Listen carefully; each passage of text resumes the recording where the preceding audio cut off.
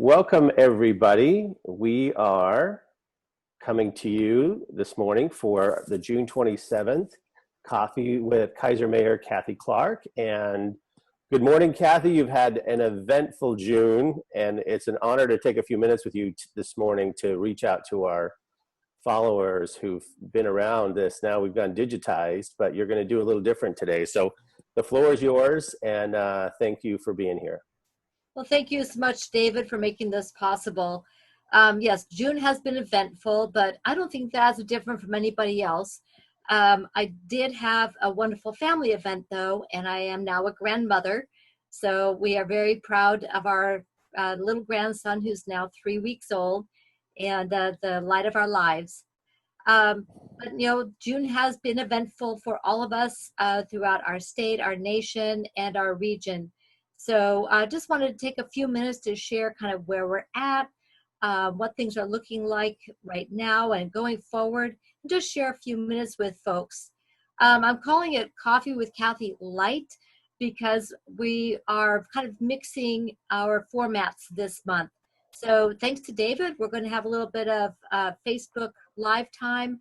And then this morning, for people who want to come down to Jeff and Cheryl's on the Turn at McNary Golf Course, I'll be there for a couple of hours on the patio outside to share time with people who want to visit. The reason I don't want to do everything outside right now is because it's hard to get the audio right. And if we're going to have a conversation post online, we all know the worst thing is if you can't hear it. So we'll continue to mix this up a little bit as we go forward and make sure that what we put out for all of us to do is going to be easy to hear. So let me dive into a couple of things of where we're at. Front page of the Kaiser Times talked about the hacking incident that our city computers suffered. We are not alone. This is happening to cities, counties, businesses across the globe. And the quick action of our city manager, our finance director who's in charge of IT, and the entire Kaiser team got it to the right people very quickly and were able to take care of the matter appropriately. So we're back up and running. The personal information, to our knowledge at this point, is not compromised. Of course, if we find out anything to the contrary, we will let our customers know immediately. But that was one of our first questions, and I was very happy to hear that through the process that we went through, which was mind-bending to say the least, the personal information is secure. I think that's probably number one on folks' minds. Second, where are we with phase 1, 2, phase light, phase future? What the heck? Good question.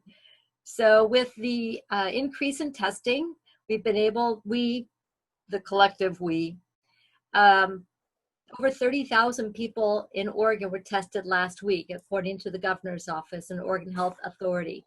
That means more of the milder cases are now being identified, and they're also being identified earlier on.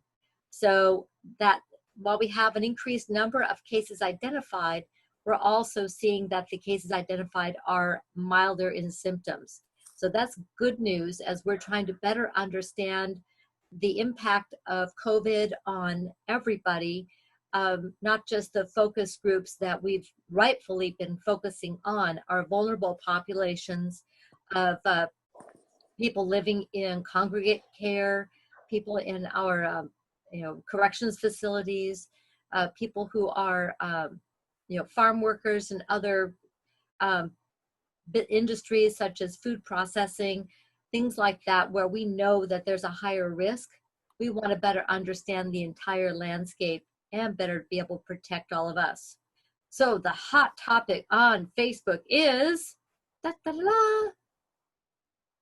face coverings. So true. And people get upset.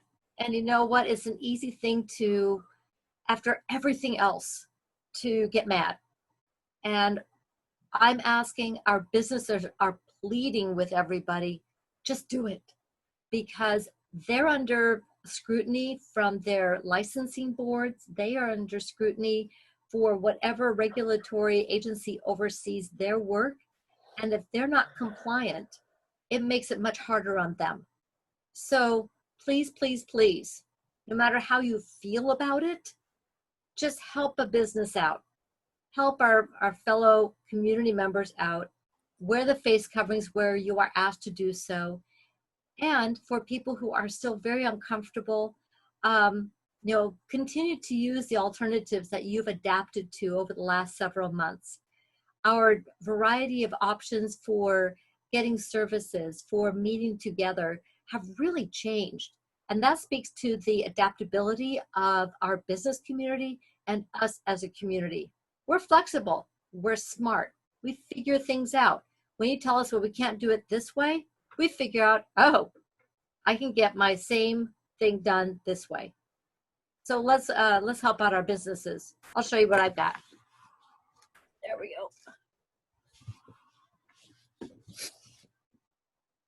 So there's all sorts of different styles, and I call them face coverings because I don't wear face masks, because those have a meaning, for the ability for the screening of particles, etc. So these are called sports bandanas. And I like them because they're great for my allergies and riding motorcycles and bicycles and stuff. Ta-da! Super easy, and they're washable. Where did you get that? Are there a number of stores? I'm a runner, and I know I got 2 of those from Salem Summit Company in downtown Salem. Where did you get yours? Where can we direct audiences to get those? Or did you make that? No, I didn't make this one. Some people are resourceful. Oh my gosh, yes. I've seen some beautiful face coverings, different fabrics and styles, and ear savers with buttons on them. They're brilliant. Nice. Again, we're creative. I got these 6-pack on Amazon. They also come in 9-packs with different colors on Amazon. Fred Meyer has a lot of different face covering styles, and other stores around here. And I want to highlight 3 businesses that completely changed their products that they make. Again, we're flexible, we're smart, and they're making PPE that is now readily available for businesses and individuals right here in the Willamette Valley. So, and those businesses are going to be featured at the next SEDCOR luncheon via Zoom. SEDCOR is the Strategic Economic Development Corporation that covers Marion, Polk, and Yamhill counties. And our businesses have all worked together. SEDCOR has been providing support so that our businesses can adapt, pivot, and find ways to thrive. Now, that's not saying that they haven't been able to had difficulties with getting some of the Small Business Administration loans. Totally get that. But there are partnerships now with SEDCOR, the Kaiser Chamber of Commerce, the Salem Chamber of Commerce, and the Mid-Willamette Valley Council of Governments. They're all working together to help our small businesses to the greatest extent possible, with a huge shout out to Jody Christensen, our Regional Solutions Coordinator from the Governor's Office for our area. She has been holding meetings, helping people connect to resources, trying to get us the best information in as fast as she can, and she has been working her tail off for all of us. So that's what's happening on the business and face covering front. We have to learn how to smile with our eyes. Yes, truly. With some people, especially kids, it's hard when they're used to visual cues. Yeah. And it can be difficult. The other part is people have asked, sorry, my allergies are up. Who's enforcing? So again, the business has to pay attention to what their regulations are, and if they ask you to, please do. However, if a person is under the age of 12 or has a medical reason why they cannot wear a face covering, that's pretty much the end of the conversation. I didn't get a clear answer from the governor's office or the Oregon Health Authority on Friday to my question about a liability for businesses, and that is something that's under discussion. We want people to understand that the business is limited on how much they can do in terms of enforcement. They have signage to encourage.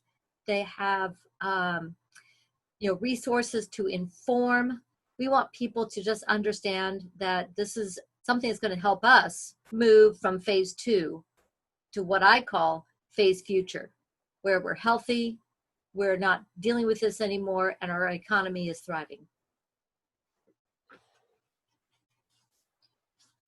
So that's what I've got on that front.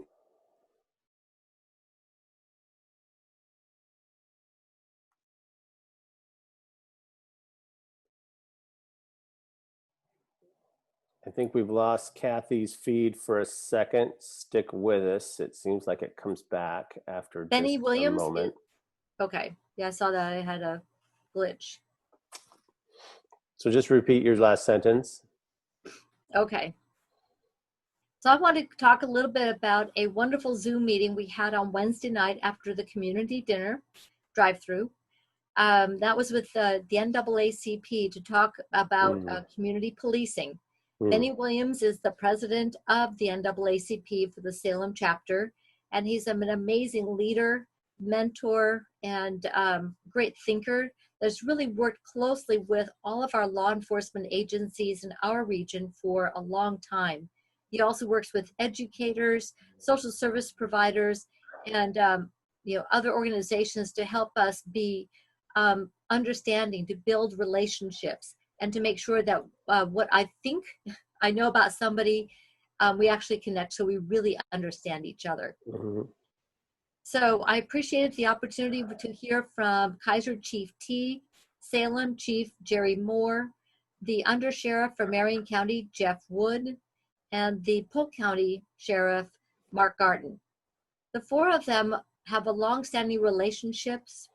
Our agencies are interoperable in many ways. They work together, have much of the same training, and the real focus that we talk about here in Kaiser is our problem-oriented policing. So we're not looking at crime statistics to measure our success.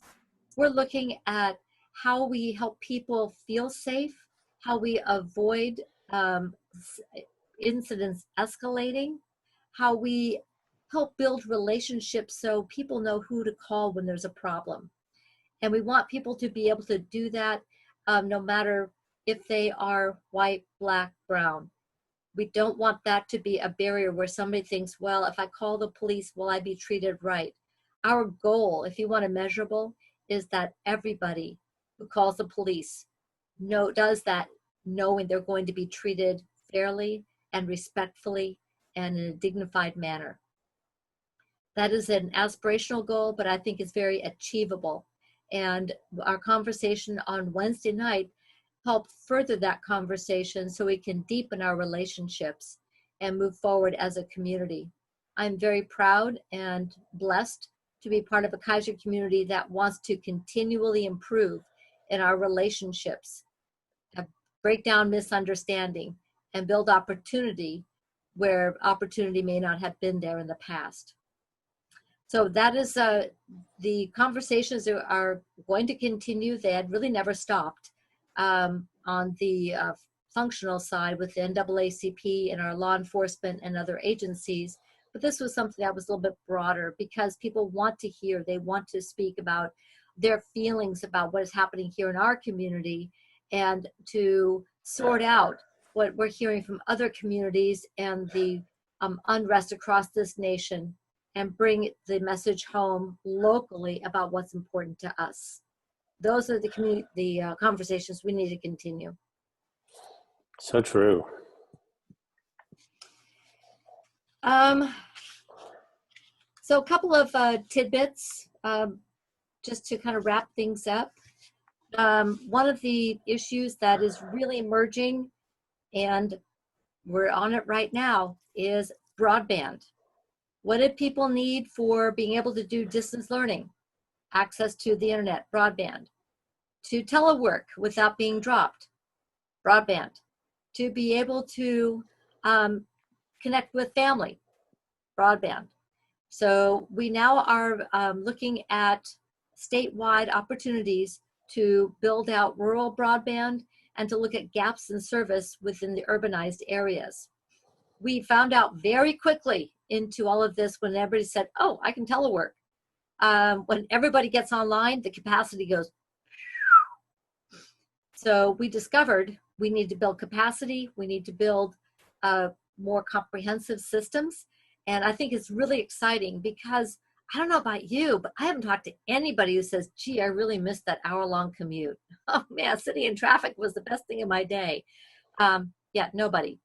I was talking to a person who was having to commute from Eugene, and she has 2 hours every day back in her life to do something else. And I think that having access to broadband is going to be a great opportunity for people across our community to have choices on how we work and how we are productive and how we manage the time in our lives. So watch for that to continue to evolve. The conversations have been happening for years, but I think we just got a kick in the seat going, I think we better solve this one. One of the co-benefits is that when people do travel, either by car, bus, other vehicles, it's the vehicles that need to be out there because there are some jobs you can't do remotely. Although we're pushing the horizons on that. We're pushing that frontier out there. So stay tuned. I'm a big Trekkie fan, so who knows what we're going to be able to accomplish and be able to live and work where we choose and still be able to be productive without long commutes. So I'm excited for that future, and I'm really excited for what we or Kaiser are doing to promote community. And one final note, if I may, and that was last night out at Volcano Stadium. Some people were posting on Facebook, man, it sounds like fireworks. They're sure getting started early. No, that was Volcano Stadium. So speaking of adapting, the Walker family, the owners of the Volcanoes and Volcano Stadium, have been adapting quickly to find ways to create community events in a socially distanced, safe manner. And so last night, we and hundreds, thousands of other people were out at Volcano Stadiums, drive-in style, to watch a beautiful fireworks display and enjoy a summer evening outside. At the end of the show, people honk their horns going, yay, this is wonderful. I want to thank the Walkers, the Volcanoes, Jerry Howard, for helping us have a taste of the summer we love right here in Kaiser and do it in a way that we know is going to protect people and keep them healthy and safe. So watch for more events there, and have a wonderful Independence holiday weekend. Do it safe, do it sensibly, and celebrate the freedoms that we get to enjoy as Americans, and make Kaiser that wonderful community that we love to live and work and spend our time in. And we also, for next month, Cathy, got a really great Coffee with Cathy in the works, correct? For audiences as we sign off today. So stay tuned, you think? Absolutely, stay tuned. I'm going to be inviting some speakers to talk about what I mentioned earlier about our community-oriented policing. I want you to have a chance to hear from people who are involved directly in the work of building relationships across our community with our Black, African American, Latino community members, and have a conversation right here on Coffee with Cathy and hear about what is happening right here locally, and make sure that we continue to build understanding and community for everyone. All right. Well, you're heading over to McNary Golf Course from 10 to noon. And so thank you for all you do, Cathy. And council's on Monday. So I think if you want to see what the city's up to, oh, it's not Monday. That's right. So no, we have a fifth Monday. Okay. Nice. So we will be convening after the Independence Day holiday. Council will convene on July 6th. Okay. In person with safety protocols in place. Good to know. Perfect. All right. Well, have an excellent day. Thanks for touching base with us this month with a very busy month. congratulations on a new short guy in your life. What a great chapter to take on. And it's going to be a great 4th of July weekend. So thank you very much. Check back to Cathy Mayor Clark's Facebook page for her updates. You're such a good person to post wherever you are. And I don't know how you cover all the events you do. You're not told enough. Thank you so much for being such a brand ambassador for Kaiser, outside of Kaiser, in Kaiser. We're really lucky to have you. So signing off, everybody. Have an excellent day. Thank you, Mary Clark.